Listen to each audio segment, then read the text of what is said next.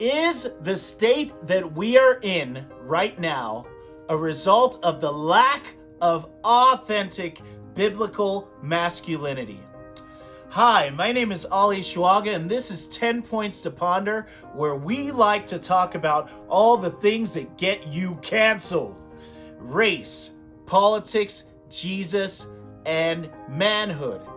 Today, we want to explore the differences between biblical, authentic manhood and the softened, spineless, and passive thing that passes for masculinity in our day. Here's 10 points to ponder.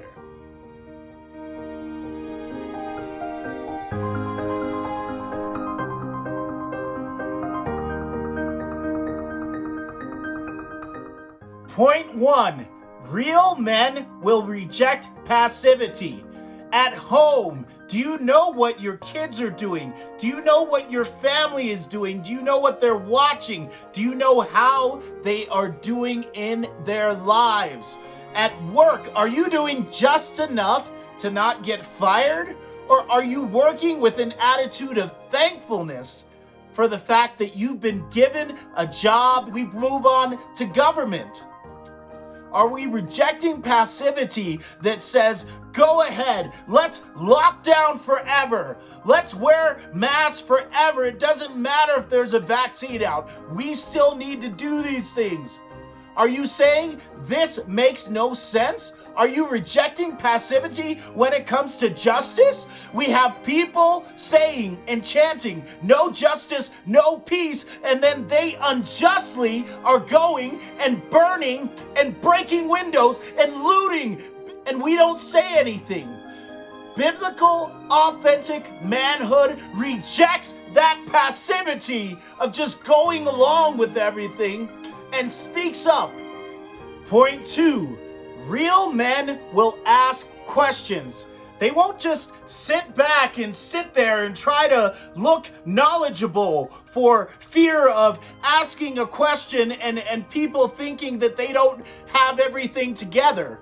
Real men are going to ask those questions. They're going to ask, what does this education have to do with the development of my child? They're going to ask at work, how can they help their boss? How can they help the company? And then civically and publicly, they're going to ask questions like, by what authority do you place me under house arrest without due process? How about this question? How long does the emergency last? Or if this is such a big pandemic, then why is it that you, our leader, violate the very laws that you're trying to uphold? All of those are questions that we need to ask as men. Point 3. Real men accept responsibility. They look to the left, they look to the right, they look at their lives and they realize that most of it is a result of the choices that they've made. They don't blame their wives, they don't blame their children or their boss or their parents or the government or the white man. They take responsibility because we know that we've been made in the image of God and we've been given creative power, and those things that we are allowed to create are also those things that we now need to take responsibility for.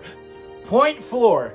Real men are focused on the things that they have influence over more so than the things that they're concerned about. Every man has two spheres, the sphere of influence and the sphere of concern. The more that we can focus on our sphere of influence, our wives, our children, our job, then the more that our influence expands outward into those things that we're concerned about. But the more that we focus on the things that we're concerned about, the big issues, and oh, woe is me, the systemic racism is just keeping me down. Every time I try to get out of bed, it just smacks me back down. Oh God, racism got me again. How are you going to be successful unless you focus on the things that you can control? Point 5. Lead courageously. At home, men, honestly, when's the last time that you planned a date for just you and your wife? When's the last time you arranged the babysitting and did everything that was necessary so that everything would be set up for a perfect evening out? At work, when's the last time you initiated a project? When's the last time you actually stayed late and learned what it needed to be done in order to accomplish a task or goal? And civically, when's the last time you went to church? Because right now, going to church is showing courage. When's the last time you had people over to your house and just said to them that we are not afraid, we are free people? When's the last time you took it to the streets or signed a petition or started a petition to recall the governor that's locking you down? As authentic men, we always want to be out front because that's our role. And if we abdicate that role, then we leave the leadership to those who don't have our best interests at heart. Point 6, real men operate in faith. I was 30 years old when I went on my first international missions trip. And when I came back, my first thought was why it had taken me so long to actually take those steps of faith. And you know what the reason was? It was fear. Right now, we live in a culture that is plagued by fear. People are watching CNN and they're locking themselves down and they're getting on the phone and informing on their neighbors because they dared to have someone over. I have 3 sons, and it would be a disgrace for them to have a coward as a father. Our faith as men is an example to this world that life is either an adventure for the faithful or a terror to the coward. Point 7, walk circumspectly, not as fools, but as the wise, as is said in Ephesians 5:15. What does this mean? Obviously, it means walk carefully, but it also means to walk in many different directions.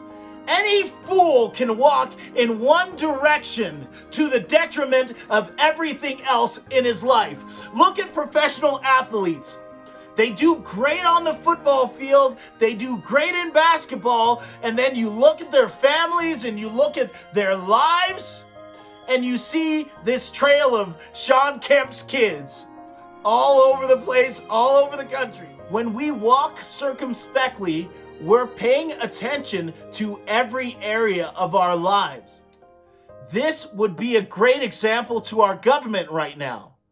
What we're doing is we're locking everything down without regard for everything else. Because of a disease that has a 99.9% chance of recovery in most people and the average death age of 78 years old, we're locking down and increasing overdoses among young people and suicides among young people and the achievement gap among young people. But when real men run this world, then they understand that we need to walk circumspectly, not as fools, but as wise.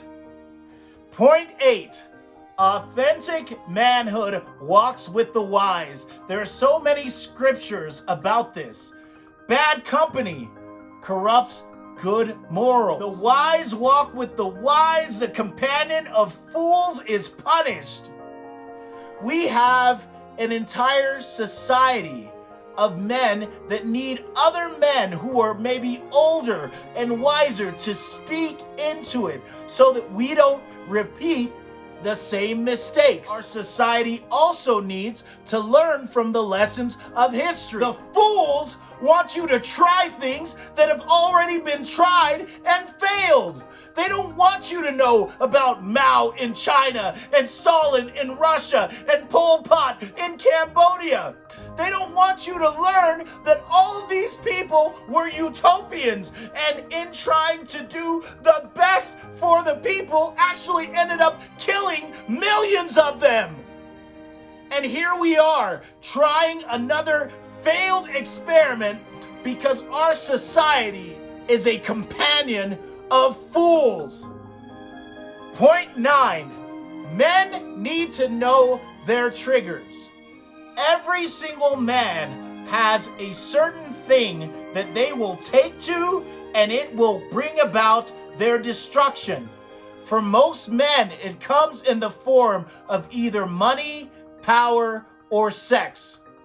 When we look at our larger society, we already know that homosexuality, the LGBTI agenda, and Marxism are all primed to bring about the destruction of society. Look at ancient Rome. Look at ancient Greece. Once they became more lax sexually, once the people became lazy, once the men stopped taking responsibility, that society was primed for destruction. Point 10. Authentic manhood is about investing eternally. We know that this world is not all there is, and we're just here for a brief moment to reach others with his gospel so that heaven can be filled with people who will worship him. The world, on the other hand, is trying to tell you that this is all there is, and therefore you need to preserve it by any means necessary, even if you need to choke yourself in order to preserve life. We need more men in this world who understand the eternal investment, that they're not going to be stopped or deterred from doing everything that they can to get out the gospel, because we understand that we are citizens of heaven and that his perfect love casts out all fear. Most of the concepts shared in this video were from a book and Bible study entitled Raising a Modern Day Knight by Robert Lewis. Please make sure that you check them out if you're interested in any of the 4 main concepts of biblical authentic manhood, which are rejecting passivity, accepting responsibility, leading courageously, and expecting the greater reward. I maintain that many of the issues that we find ourselves in today are a result of the lack of these aspects of authentic masculinity. Those are my thoughts. What do you think? Please like, comment, subscribe, and share this video. My name is Ali Shuaga, and this has been 10 Points to Ponder.